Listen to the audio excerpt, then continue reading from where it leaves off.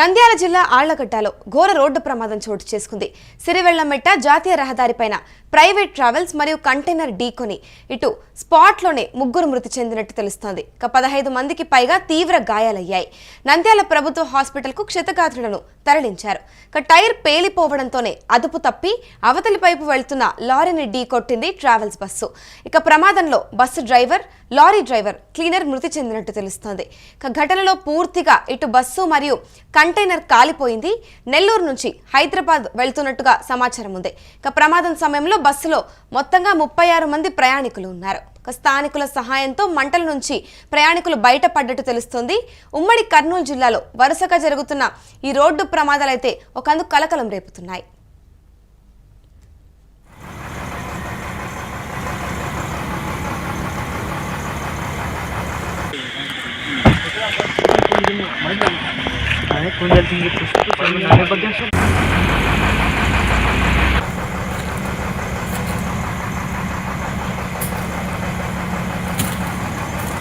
బండి అయితే నెల్లూరు నుంచి హైదరాబాద్ బయలుదేరాము. మైతుగూడ దాటిన తర్వాత టాయిలెట్స్ కాకుండా అందరిని పిలుచుకున్నాము. దిగారు, అందరూ వాష్రూమ్ నుంచి లోపలికి ఎక్కేసారు. ఎక్కిన తర్వాత మళ్ళీ బయలుదేరాము.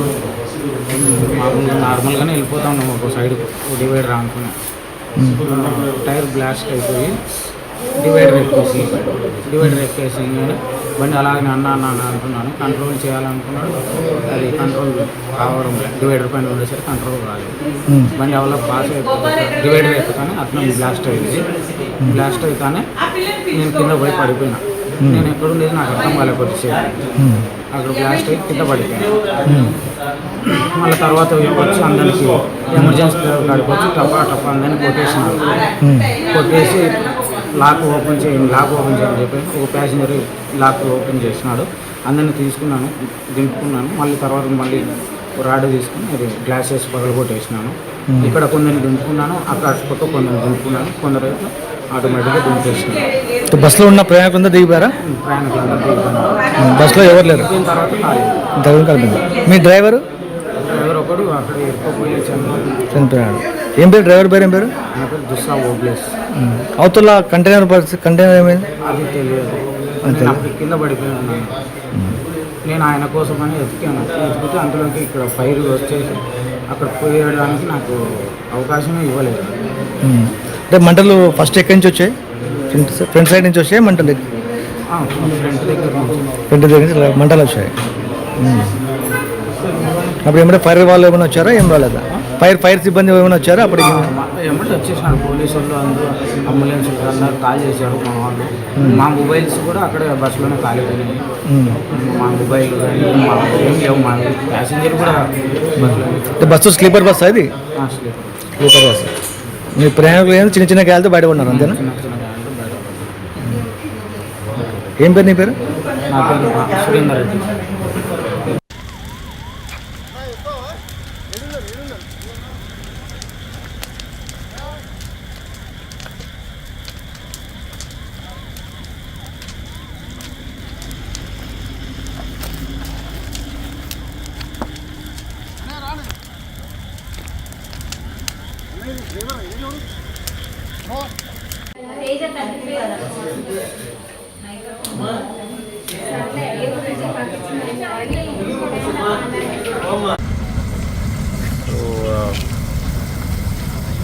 ఈరోజు రాత్రి సుమారు 1:40 ఆ టైంకి నెల్లూరు నుంచి హైదరాబాద్ వెళ్తుండగా ఒక ప్రైవేట్ బస్ది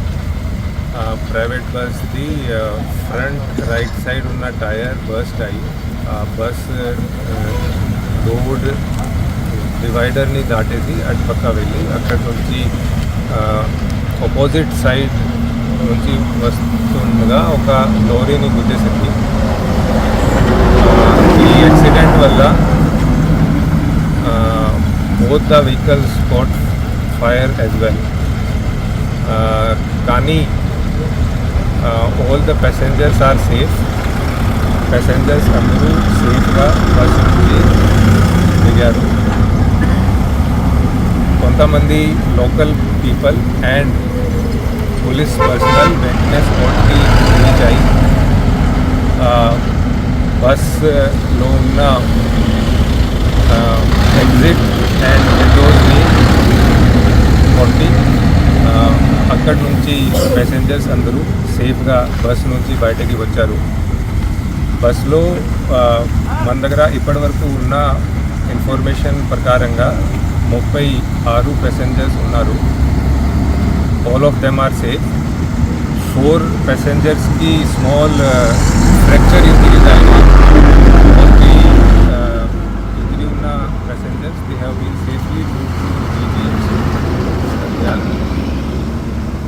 కానీ ఈ యాక్సిడెంట్లో ముగ్గురు, ఒక bus driver, then opposite side నుంచి వచ్చిన lorry driver and lorry cleaner, ముగ్గురు persons they have passed away.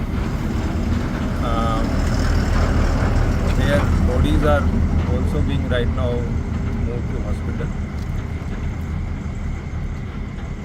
So that is the information which we have right now. Traffic has been cleared. Traffic is moving smoothly. For now, bus and lorry scene lo memo unchamu. RFSNL and FSL teams ఇప్పుడు కర్నూలు నుంచి వస్తున్నాయి కాబట్టి వాళ్ళు చూసి fire cause ఇప్పుడు చూస్తే because of accident only, because both bus and lory batteries ఉన్నాయి. So దానివల్ల అవి ఉండవచ్చు. కానీ అది RFSL అండ్ FSL టీమ్స్ వచ్చి వాళ్ళే ఇది కన్ఫర్మ్ చేస్తారు. So that is the information we have for now. బండి అయితే నెల్లూరు నుంచి హైదరాబాద్ బయలుదేరాము.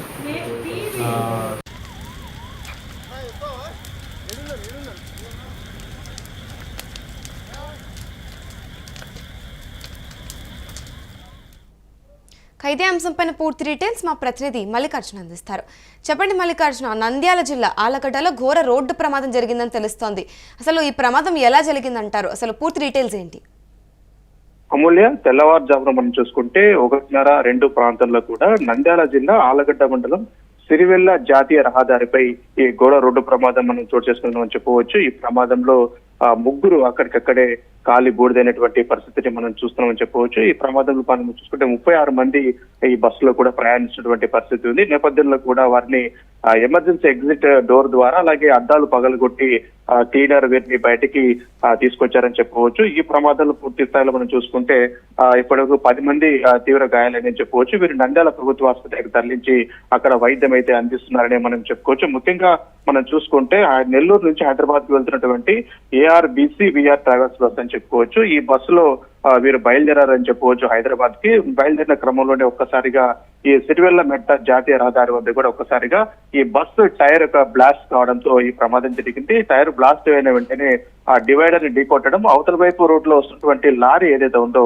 ఆ లారీని అతి వేగంతో ఢీకొట్టడం వల్ల కూడా ఈ ప్రమాదం జరిగిందని చెప్పవచ్చు. అటు చూసుకుంటే లారీలో ప్రయాణిస్తున్నటువంటి డ్రైవరు, క్లీనరు ఇద్దరు కూడా అక్కడే మృతి చెందారని చెప్పవచ్చు. ఆ లారీ కూడా ఒక బ్యాటరీస్ తో వెళ్తున్నటువంటి లారీగా మనకు తెలుస్తా ఉంది. ఈ నేపథ్యంలోనే ఈ బస్సు ఢీకొట్టడం వల్ల ఆ బ్యాటరీలు ఫెయిల్ అయ్యి కూడా ఫైర్ పూర్తి స్థాయిలో అంటుకుందని చెప్పేసి అని కూడా అంటున్నారు. పూర్తి స్థాయి నేపథ్యంలో కూడా 2 బస్సు అలాగే లారీ పూర్తి స్థాయిలో మంటల్లో దగ్ధమయ్యని చెప్పవచ్చు, ఖాళీ బూడిదని చెప్పవచ్చు. ఒక పెను ప్రమాదమే మనకు తప్పిందని చెప్పవచ్చు. ప్రయాణికులకు ఎవరికి ఏం కాలేదు. 36 మందిలో పూర్తి స్థాయిలో అందరూ బయటకు వచ్చారు. కేవలం ఒక 10-12 మంది దాకా కూడా గాయపడినటువంటి పరిస్థితి మనం చూస్తున్నాం.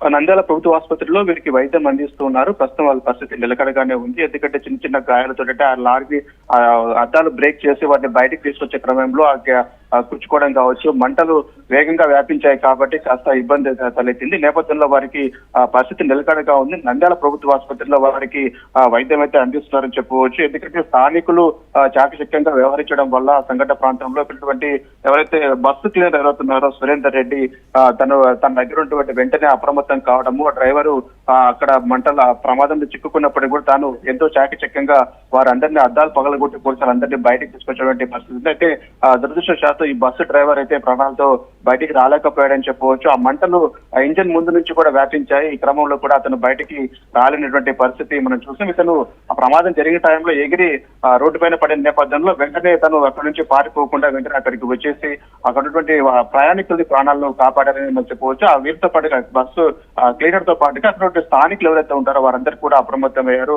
సహాయం చేయాలని చెప్పి వీరందరూ కేకలు వేస్తున్న నేపథ్యంలో కూడా అక్కడ ఉన్నటువంటి ప్రయాణికులు కొంతమంది ఆపేసి అక్కడ ఉన్నటువంటి వారిని బయటికి తీసుకొచ్చే ప్రయత్నం చేస్తారని చెప్పవచ్చు. ఏది ఏమైనప్పటికీ కూడా ఒక బస్సు టైర్ ఈ రోజు పేలడం వల్లనే ఈ రోజు ఈ ప్రమాదం జరిగిందంటున్నారు. పూర్తి స్థాయిలో ఆ ప్రమాదం వెనుక ఏముంది, ఎందుకు నిజంగా బస్సు టైర్ పేలి జరిగిందా అనే విషయాలు ఇంకా వెలుగులోకి రావాల్సి ఉంది. ఎందుకంటే ముఖ్యంగా ఫోరెన్సిక్ నిపుణులు కావచ్చు, మిగతా టీం అంతా కూడా కర్నూలు నుంచి సిరివెల్లకు బయలుదేరారని చెప్పవచ్చు. అక్కడికి వెళ్ళిన తర్వాత ఫోరెన్సిక్ డిపార్ట్మెంట్ తో పాటుగా మిగతా వారందరూ కూడా ఇది ఏ విధంగా జరిగింది ప్రమాదం దానిపైన కూడా వాళ్ళు విచారణ ప్రారంభించేటువంటి అవకాశం కనపడతా ఉంది. సంఘటన ప్రాంతానికి చేరుకున్నటువంటి నంద్యాల జిల్లా ఎస్పీ సునీల్ చరణ్ అక్కడికి చేరుకుని సహాయక చర్యలు అయితే చేపట్టారని చెప్పవచ్చు. ఫైర్ జరిగిన తర్వాత ఫైర్ సిబ్బంది కూడా సమాచారం అందించారు. అయితే ఫైర్ సిబ్బంది అక్కడ చేరుకునే క్రమంలోనే పూర్తి స్థాయిలో బస్సుతో పాటుగా లారీ దగ్ధమైనటువంటి పరిస్థితి ఉంది. ఈ ప్రమాదంలో 3 మృతి చెందినటువంటి పరిస్థితి మనం చూస్తున్నాం. ఏది ఏమైనప్పటికీ కూడా వరుసగా ఈ ప్రైవేట్ ట్రావెల్స్ బస్సుల్లో ఈ ప్రమాదాలు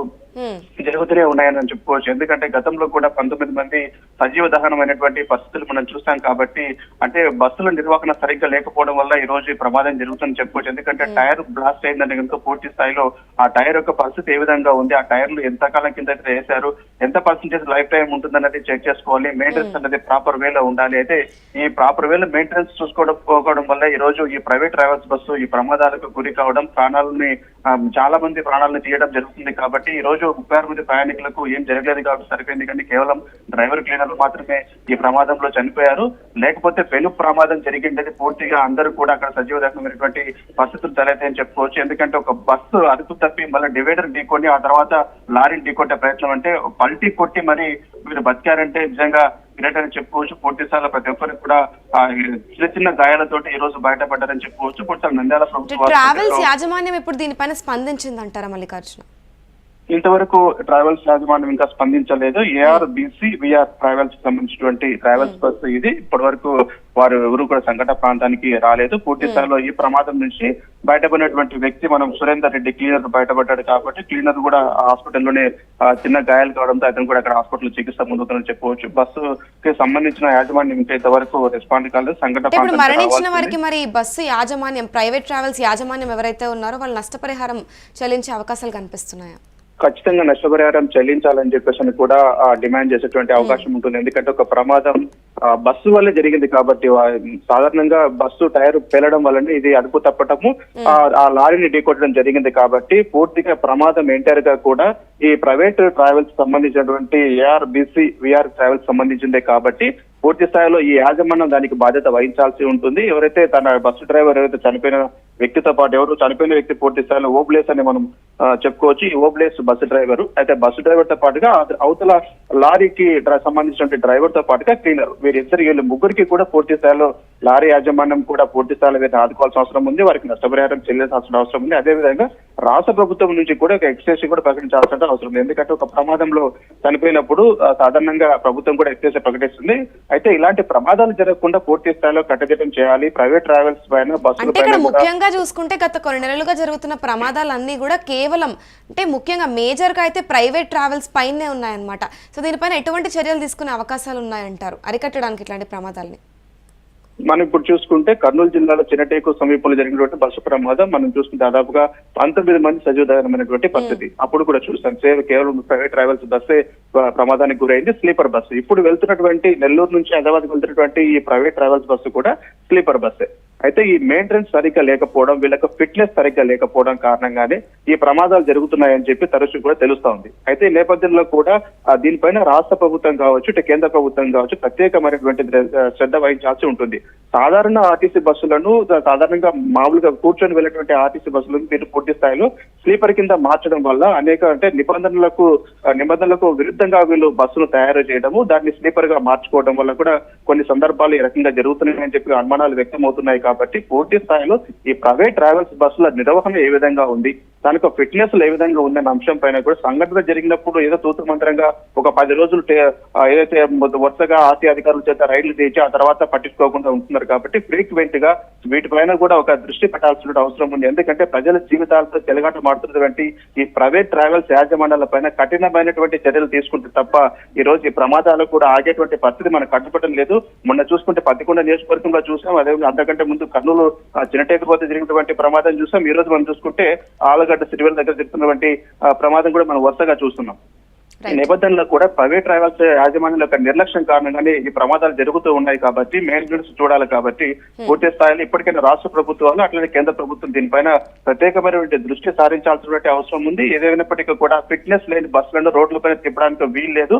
ఇలా జరిగే వాటిపైన కూడా కఠినమైనటువంటి చర్యలు తీసుకుంటే కనుక తిరిగి ఇలాంటి పరిస్థితులు వచ్చేవి కాదు. కాబట్టి పూర్తి స్థాయిలో ఇప్పటికైనా కూడా రాష్ట్ర ప్రభుత్వం స్పందించి పూర్తి స్థాయిలో ఇలాంటి ప్రమాదాలు జరగకుండా ప్రైవేట్ ట్రావెల్స్ ఏవైతే వాటన్నిటిపైన కూడా చర్యలు తీసుకోవాల్సినటువంటి అవసరం ఎంతైనా ఉందని చెప్పేసి కూడా ఇటు పబ్లిక్ చెప్తున్నటువంటి పరిస్థితి ఉంది. ప్రాణాలతో బయటపడ్డ వారు చాలా బిక్కుమంటూ మేము బ్రతుకుతామని అనుకోలేదని చెప్పేసి కూడా ఈ బస్సు ప్రమాదం నుంచి బయటపడ్డ వారు సజీవ దహనం అవుతామన్న ఒక భయం మాలో ఉండింది అని చెప్పేసి కూడా అక్కడ నుంచి బయటకు వచ్చిన వాళ్ళు ఎంతో ఆవేదనతో చెప్తున్నటువంటి పరిస్థితి ఉంది. ఏది ఏమైనప్పటికీ కూడా ఈ యాజమాన్యాల పైన కూడా కఠినమైనటువంటి చర్యలు తీసుకోవాలి. మృతి చెందినటువంటి ఈ 3 వ్యక్తులకు కూడా న్యాయం చేయాల్సినటువంటి అవసరం ఎంతైనా ఉందని చెప్పేసి కూడా డిమాండ్ వినపడుతోంది. Amulya. Right. Thank you Mallikarjuna. చూసుకుంటే నంద్యాల జిల్లా ఆళ్లగడ్డలో ఘోర రోడ్డు ప్రమాదం చోటు చేసుకుంది. సిరివెళ్లమెట్ట జాతీయ రహదారిపైన ప్రైవేట్ ట్రావెల్స్ మరియు కంటైనర్ ఢీకొనింది. స్పాట్లోనే 3 మృతి చెందారు. 15 మందికి పైగా తీవ్ర గాయాలయ్యాయి. నంద్యాల ప్రభుత్వ హాస్పిటల్కు క్షతగాత్రులను తరలించారు. టైర్ పేలిపోవడంతోనే అదుపు తప్పి అవతలి వైపు వెళ్తున్న లారీని ఢీకొట్టింది ట్రావెల్స్ బస్సు. ప్రమాదంలో బస్సు డ్రైవర్, లారీ డ్రైవర్ మరియు క్లీనర్ మృతి చెందినట్టు తెలుస్తోంది. ఘటనలో పూర్తిగా ఇటు బస్సు మరియు కంటైనర్ కాలిపోయిందని తెలుస్తోంది. నెల్లూరు నుంచి హైదరాబాద్ వెళ్తుంది ఈ బస్సు. ప్రమాద సమయంలో చూసుకుంటే బస్సులో మొత్తం 36 మంది ప్రయాణికులు ఉన్నారు. స్థానికుల సహాయంతో మంటల నుంచి ప్రయాణికులు బయటపడినట్టు తెలుస్తోంది. ఉమ్మడి కర్నూలు జిల్లాలో వరుసగా చూసుకుంటే గత కొన్ని నెలల నుంచి ఘోర రోడ్డు ప్రమాదాలు చోటు చేసుకుంటున్నాయి. ప్రస్తుతం ఇప్పుడు జరిగిన ఇటు ఆళ్లగడ్డలో జరిగిన బస్సు రోడ్డు ప్రమాదం గురించి చూసుకుంటే కనుక దీనిపైన ఖచ్చితంగా కూడా ఆ ప్రైవేట్ ట్రావెల్స్ యాజమాన్యం పైన కఠిన చర్యలు తీసుకోవాలి అంటూ ఇక్కడ మృతి చెందిన 3 పైన కూడా నష్టపరిహారం చెల్లించి న్యాయం జరిపించాలి అంటూ కూడా డిమాండ్ చేస్తూ ఉన్నారు. ఈ బస్సు ప్రమాదంలో దాదాపుగా 10 మందికి గాయాలైనట్టు తెలుస్తోంది. వారి పరిస్థితి కూడా కొంచెం కుదుటగానే ఉందని తెలుస్తుంది. వాళ్ళనైతే వెంటనే అక్కడున్న స్థానిక హాస్పిటల్కి తరలించడం జరిగింది. అక్కడే వెళ్తూ ఉన్న ఇంకొక బస్ డ్రైవర్ అక్కడ వాళ్ళని చూసి ఎమర్జెన్సీ ఎగ్జిట్ డోర్ ద్వారా అందరినీ కూడా కాపాడడం జరిగింది. అక్కడ ఉన్న ఎమర్జెన్సీ డోర్స్ని పగలగొట్టడం, గ్లాస్ని పగలగొట్టి అందరినీ కూడా బయటకు తీసుకొని వచ్చారు. దాని అనంతరమే వెంటనే మొత్తం బస్ అంతా కూడా తీవ్రంగా ఇటు దగ్ధమైనట్టు క్లియర్గా విజువల్స్లో మనం చూడొచ్చు. ఎస్పీ చెప్పిన దాని ప్రకారం చూస్తే కూడా దీనికి సంబంధించి ప్రతిదీ కూడా చెక్ చేస్తారు. అసలు ఎగ్జాక్ట్లీ ఏం జరిగింది అనేది కూడా ఖచ్చితంగా రిపోర్ట్ బయటకు వస్తుందని చెప్పడం జరిగింది.